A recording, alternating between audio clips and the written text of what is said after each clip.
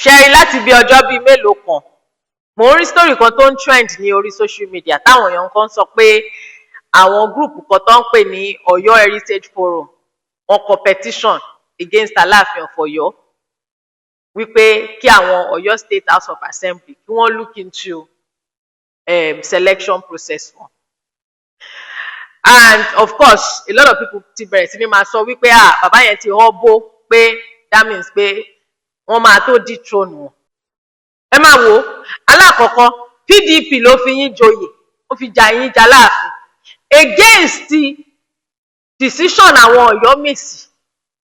Nígbà tẹ́yìn wá jẹ ọba yìí tán, lálákọ̀ọ́kọ́ ẹ wá lọ mú APC Ṣèyí Tinubu ẹ lọ fi jẹ ọ̀kan lọ́mọ. Ẹ fẹ́ lọ máa align pẹ̀lú federal. Meanwhile, Governor Ṣèyí Mákindé kò wà in good terms pẹ̀lú President Tinubu. Lẹ́yìn ọjọ́ Sunday gan, ó sì sọ nǹkan kan tó sọ wípé nígbà tí Buhari àti Ọ̀ṣínbàjò wà ńbẹ̀, òun máa ń lè sọ̀rọ̀ fún wọn dáadáa, ó kà lórí BBC. Òun máa ń lè sọ̀rọ̀ fún wọn dáadáa, bọ́ ìjọba tó wà ńbẹ̀ ń báyìí, àwọn ò kì í lè sọ̀rọ̀, wọn kì í consult àwọn kan tó ṣe nǹkan. Ṣé mọ̀ pé for a while ọ̀rọ̀ local government autonomy yẹn ó wà lára nǹkan tí Governor Ṣèyí Mákindé ṣe ń bínú sí President Tinubu. So Aláàfin ò wo ojú ilẹ̀, kò wo wípé ilẹ̀ lójú ọ̀wọ́n tó máa tẹ̀lé. Ẹ tí ẹ lè dúró kí ẹni tó fi yín jẹ oyè kó kúrò níjọba. Ìgbà mélòó ni Governor Ṣèyí Mákindé máa fi kúrò níjọba? Second term wọn ló ń lò lọ yìí, by 2027 máa kúrò. Ẹ̀yin débẹ̀ ẹ fi one APC senator ẹ fi jẹ oyè kìtẹ̀ lọ́ fi yẹn jẹ náà. Ẹ tún wá lọ fi ọmọ president ẹ tún lọ fi yẹn náà jẹ oyè. Ẹ̀yin kan náà ló jẹ́ wípé nígbà tí wọ́n wá sọ pé ẹ máa rotate chairmanship ni, ẹ tún bá wọn jà ẹni rárá.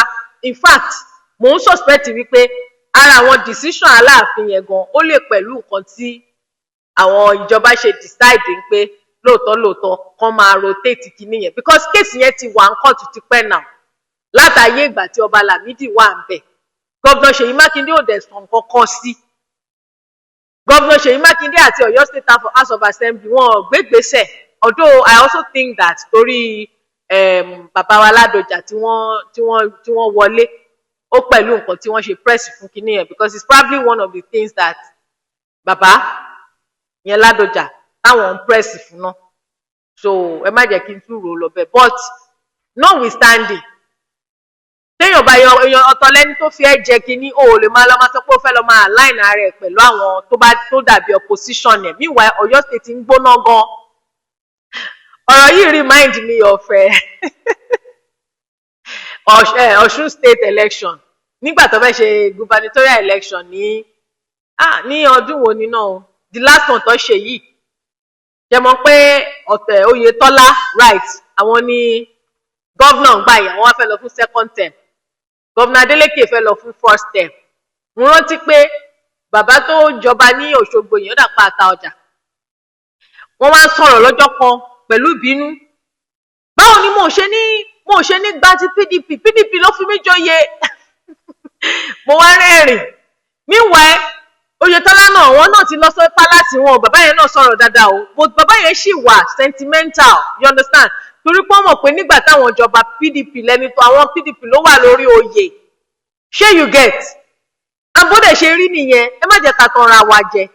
Lóòótọ́ àwọn ọba kò yẹ kó máa wà partisan, ó yẹ kó máa wà neutral ni, but èèyàn ẹlẹ́ran ara ni wá.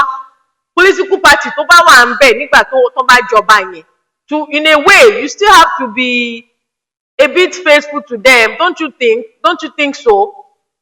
Anyway, gbogbo nǹkan tí mo sọ yìí náà, nǹkan tó ń jẹ́ kí n máa insinuate òun náà ni nǹkan tí mo rí kà nínú leadership newspaper o, so ẹ má fọ̀. However, mi ò mọ̀ bóyá Governor Ṣèyí Mákindé máa fẹ́ kán dethrone Aláàfin, because bígbà téèyàn fi ọwọ́ ẹ̀ tó nǹkan tó wá tún fi ẹsẹ̀ dànù ni. Ṣé you understand? So mi mọ àǹfààní irú petition báyìí ló máa go. Meanwhile court case náà wà. Àwọn Ọ̀yọ́mèsì wọ́n gbé Governor Ṣèyí Mákindé lọ court. Prince Gbádégẹṣin èyí táwọn Ọ̀yọ́mèsì fà á lẹ̀ pé àwọn fẹ́ kó jẹ Alaafin ìyẹn náà kéèsì náà wà ní court lórí ọ̀rọ̀ yìí náà ni, but let's see how it goes here. But it is not impossible.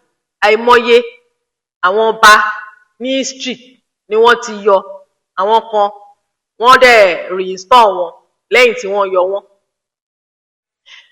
For instance, ẹ jẹ́ kí n sọ nǹkan kan. Ní Àkúrẹ́, ó ní bàbá kan tó jọba kan in the 90s. Déèjì of Àkúrẹ́ ni wọ́n jẹ́ ń gbà yẹn, something Adébáyọ̀, kò pẹ́ náà tí wọ́n dolóògbé. Wọ́n jọba ń gbà yẹn, ṣé mọ̀ nǹkan tó ṣe yọ wọ́n? Domestic violence ló ṣe yọ wọ́n. Wọ́n máa ń na ìyàwó wọn, first wife wọn, wọ́n máa ń na ìyàwó wọn yẹn bá débi jẹ́ pé ẹ̀jẹ̀ máa bò wọ́n. So this particular time, wọ́n wá na ìyàwó wọn in public, in the presence of a lot of people. Bí wọ́n ṣe lọ report wọn fún governor tó wà ní seat ńgbà yẹn nìyẹn. Ó dà ń pé governor yẹn Labour Party or something ni governor yẹn wà ńgbà yẹn. Mi ìrántí bóyá Mímí kò ní, if I'm correct. Wọ́n ṣe yọ máa yìí nìyẹn o. Wọ́n lọ sí court for more than 15 years. He was not reinstalled. Nígbà tí wọ́n yọ wọ́n tọmọ pé tó bá yọ ọba wọn nílé stay sí ìlú yẹn mọ́. So bàbá yẹn láti relocate lọ sí Abuja ni. Àwọn nìkan kọ́ ni wọ́n yọ. Mò ń tẹ̀lé sọ fún yín, ẹ wo something as little as domestic violence tí ò ní ṣe pẹ̀lú, àwọn èèyàn máa wò pé kò ní ṣe pẹ̀lú àṣà àti ìṣe wa àbí kò ní ṣe pẹ̀lú responsibility ọba. But the truth is that ọba gan jẹ́ kó jẹ́ àwòkọ́ṣe fún èèyàn, right? But wọ́n successfully yọ wọ́n. Ní Ìjẹ̀bú Òde, ọba Síkírù Adétọ̀nà tí wọ́n wàjà yìí, gọ́vnà kan wà ń gbà yín, ó dà pọ̀ Ọ̀nàbànjọ ọ̀sọ̀. Wọ́n ti ṣe ètò bọ́n ṣe máa yọ wọ́n báyìí, kọ́kọ́ yọ wọ́n ni. Fortunately fún wọn, military wá gbàjọba. Torí ẹ̀ ni wọ́n ṣe yọ ọba Síkírù Adétọ̀nà yẹn. Kẹ́ máa gbọ́. Gọ́vnà náà ni o, mo ń tẹ̀lé sọ fún yín bí gọ́vnà ṣe wà powerful tó o, right? Ní Lagos State, ọba Kòsọ́kọ́, wọ́n yọ wọ́n nígbà yẹn. Nǹkan tó mú ọba Kòsọ́kọ́ kán wá lọ ní exile lọ sí Ẹ̀pẹ́ ńgbà yẹn nìyẹn. Ní Ọ̀yọ́, tá à ń sọ Ọ̀yọ́ State wa yìí, tá à ń sọ yìí. Ṣé Ọ̀yọ́ State wa ni? Anyway, I'm not from Ọ̀yọ́, but mo kàn sọ Ọ̀yọ́ State wa. Ẹ má bínú ẹ̀yin ọmọ Ọ̀yọ́, mi try láti claim olúyàn. Ní Ọ̀yọ́ yẹn, bàbá tó bí the late Alaafin of Ọ̀yọ́, yẹn ọba Lámídì Adéyẹmí III. Bàbá tí wọ́n jẹ́ Adéyẹmí II. Wọ́n yọ wọ́n náà. Wọ́n kàn tún later reinstall wọn ni. But many times, àwọn ọba tí wọ́n bá yọ yẹn, wọ́n sábà máa ń tún reinstall wọn. Bóyá tí another government bá dé, ìyẹn lè disagree pẹ̀lú ẹ̀. Ṣé you understand? But kò ń ṣe gbogbo náà lọ máa ń rí reinstall padà. But àwọn governor powerful gan. Ní Kano, ṣebí wọ́n yọ odindi Emir of Kano. Tí wọ́n wá split Kano sí bíi 5 láti reduce agbára Emir. Kí tẹ̀ lórúkọ yìí tó yọ wọ́n gbà yẹn, ṣé Ganduje kan ni? Nígbà tí Abba wá reinstall wọn. But at least Emir Sanusi gbà yẹn nígbà tí wọ́n yọ wọ́n, ṣe mọ̀ pé wọ́n kúrò nílùú yẹn. Àwọn náà lọ on exile ni wọ́n wá s'Èkó. So àìmọye ọba tí wọ́n ti yọ ń bẹ̀ yẹn tó dẹ̀ jẹ́ àwọn tí mo tún mention fún yín, àwọn ọba ńláńlá ni o. Àwọn ọba tó tún wá jẹ́ pé ọba kéréje àwọn small communities yẹn, wọ́n máa ń yọ àwọn yẹn ṣeré ni. Governor Adeleke Ọ̀ṣun State, ọba bí mélòó ló yọ nígbà tó dé lọ́sàn-án. Ọba tí Governor Adeleke yọ, wọ́n máa tó bí 3 àbí 5. Wọ́n dẹ̀ tí reinstall wọn. So kò wà impossible láti yọ ọba. But tí kò bá ní backing governor, ó máa difficult. And in the case of ti Ọ̀yọ́ yìí, nǹkan tó ṣe jẹ́ wípé as long as tí governor Ṣèyí Mákindé bá ṣì wà ń bẹ̀ gẹ́gẹ́ bí governor, wọn ò ní lè yọ Alaafin Owoade. Òun nìyẹn. Ṣé you understand? Because ẹ má gbàgbé pé selection ọba Owoade yìí Governor Ṣèyí Mákindé gangan náà ló ṣe rántí pé tẹ́yìn náà bá kà wọ́n ní nínú àwọn Ọ̀yọ́mèsì 7 Governor Ṣèyí Mákindé gbé bíi 5 lọ sí kí ló ń pè náà kíní kan Ọ̀yọ́ State Corruption Agency wọ́n sọ wípé wọ́n gba bribe lọ́wọ́ ìkan nínú àwọn ọmọ ọba right àwọn Ọ̀yọ́mèsì wá jáde wọ́n náà wọ́n gba bribe pé ẹni táwọn fà á lẹ̀ gẹ́gẹ́ bí Aláàfin elect òun ni Prince Lukman Gbadegesin ṣùgbọ́n Governor Ṣèyí Mákindé ó reject ẹ̀ ó sọ wípé àwọn ti lọ dífá pé Owoade dẹ̀ ni Ifá mú but tí Governor Ṣèyí Mákindé bá wá kúrò nípò yẹn o and which will be very soon 2027 next year right because second term ni wọ́n ń lò lọ èmi ò wá lè sọ o bóyá Aláàfin Owoade wọ́n máa wà safe o if he's not in good terms with whoever tí wọ́n bá yàn sí ipò yẹn gẹ́gẹ́ bí Aláàfin ní next year but for now àlá tí ò lè ṣẹ ni pé wọ́n máa yọ torí Governor Ṣèyí Mákindé ò ní fẹ́ ṣiṣẹ́ kó wá fọwọ́ ẹ̀ fi dànù mo fẹ́ kẹ́ ẹ fi yẹn at the back of your palms kẹ́ ẹ má bàa fi jẹun so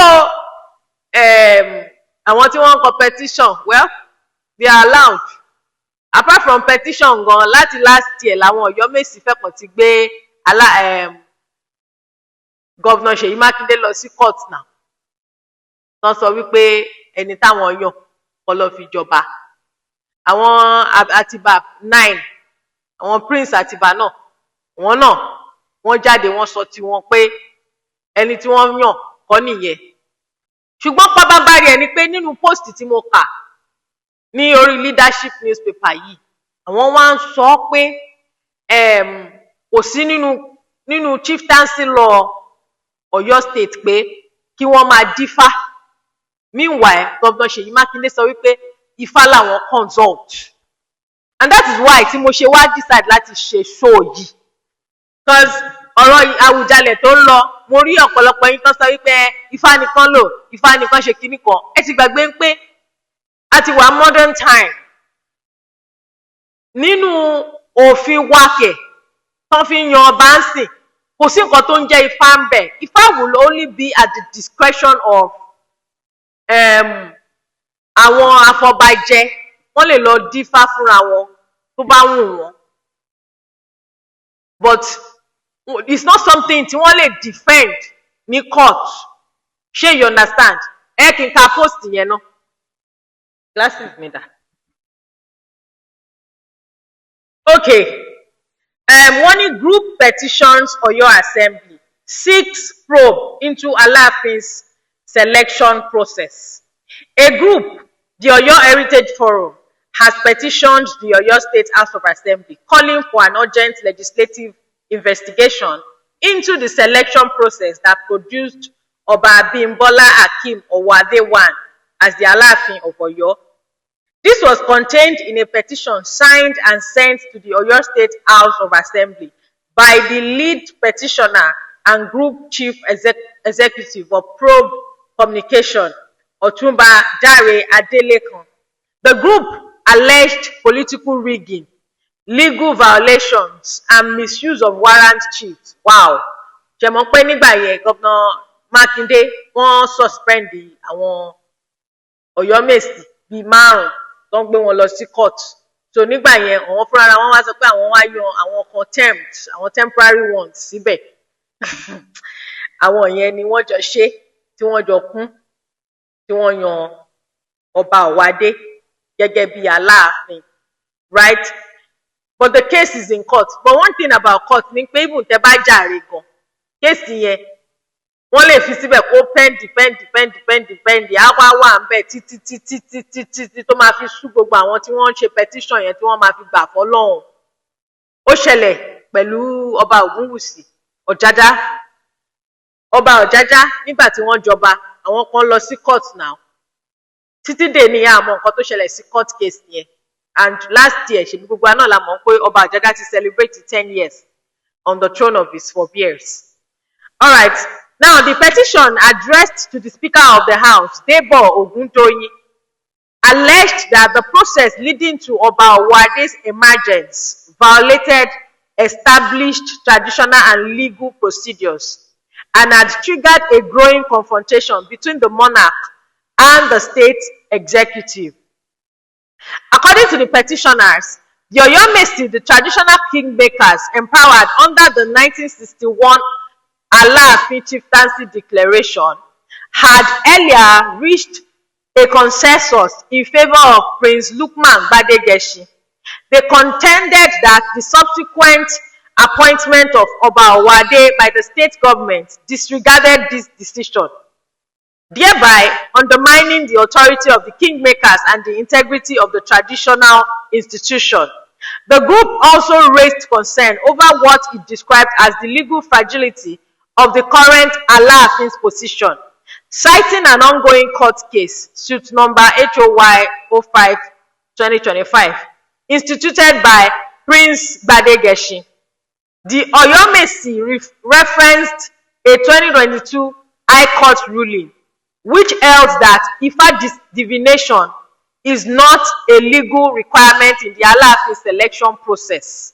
Wow! Alleging that reliance on such divination in the current case contradicts existing judicial precedent. In addition, the petitioners questioned the reported use of emergency warrant chiefs.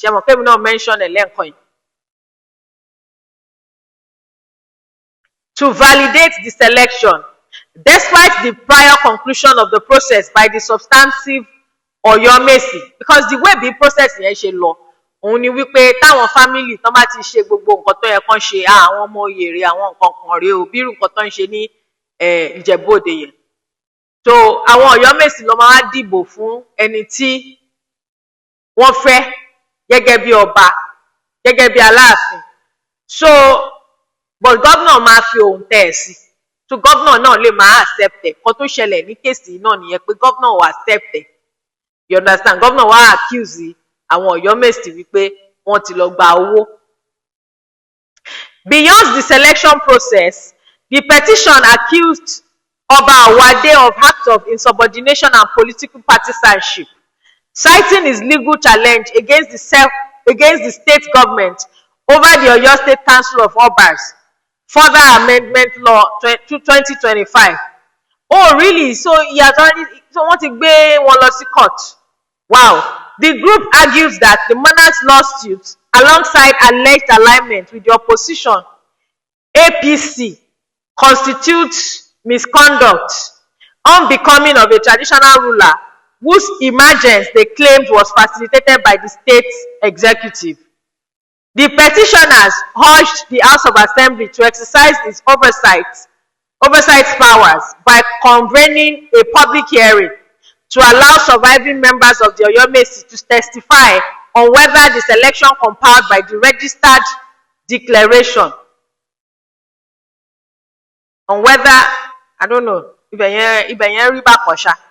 anyway, they also called for a full review of the process to determine whether political interference influenced the submission of Alaafin's name to the Executive Council. The group asked the Assembly to enforce compliance with the 2025 Obas Council Law, insisting that no traditional ruler should obstruct the rotational chairmanship arrangement intended to promote equity among royal institutions of the state. The throne of Oyo belongs to the people, not to the highest political bidder, the petitioner stated, warning that prolonged legal disputes and partisanship conflicts could further erode the authority of the Alaafin's throne. Interesting. Let's see, because ọ̀rọ̀ yìí sì ṣe mọ̀ pọ́n ti gbé politics wọ̀. I mean, Alaafin Owoade nígbà tí PDP ẹ fi ẹ jọba. Tó wá lọ mú àwọn tó wà l'APC tó ń fún wọn lóyè. Ṣé o ti máa overstep? Ṣé you understand? I mean, although Obas are supposed to be non-partisan, however, Especially torí pé Governor Ṣèyí Mákindé ó ní problem ní top, but Aláàfin òun rò wípé òun ní láti sáré align ni, òun ní láti sáré align pẹ̀lú àwọn tó wà ní federal. Ṣé you understand? Because bàbá fẹ́ ṣe big things. Bàbá fẹ́ ṣe big things. Mo ti sọ tẹ́lẹ̀, mo mọ bí tí mo ṣe. Bàbá ń gọ́ọ̀nù fún cherry position tí Ọọ̀ni of Ifẹ̀ wà yẹn tó ń jẹ́ chairman Traditional Rulers Council ní Nàìjíríà yẹn. Nǹkan tí bàbá ń gọ́ọ̀nù fún nìyẹn. Torí ẹ̀ ni wọ́n ṣe sáré lọ ń align mọ́ àwọn tó wà ní federal. But nǹkan tó yẹ kí bàbá yìí ṣe ni pé ó yẹ kí bàbá yìí dúró kí Governor Ṣèyí Mákindé tó fi wọ́n jẹ oyè kọ́ wọn kúrò ń bẹ̀nù kí wọ́n tó sáré lọ máa affiliate ara wọn mọ́ federal. Ṣé you understand? That's not to say that wọn lè lọ visit the president o àbí wọn lè ní audience pẹ̀lú president o. Ṣé you understand? But kò yẹ kí wọ́n pè sójú. Ṣùgbọ́n ẹni tí ò lè jẹ́ permanent chairman àwọn ọba ní state ní ìpínlẹ̀ tí wọ́n wà, ṣé àwọn ló fẹ́ jẹ́ co-chairman ti gbogbo àwọn traditional rulers Nigeria? Anyway, ibi báyìí la máa wò bóyá suit yìí o, bóyá kò tẹ̀ ń ṣe suit náà, this is just a petition, you understand? Àwa mọ̀ bóyá Ọ̀yọ́ State House of Assembly wọ́n máa act on it, but obviously àwọn tí wọ́n kọ eléyìí náà, àwọn fúnra ara wọn náà PDP people ni wọ́n àwọn ruling party ni wọ́n, that is why tó ṣe ń gbọ́ràn politics wo, but àjọ máa wò ó ni, àbí èmi á máa fún yín update bá ṣe rí.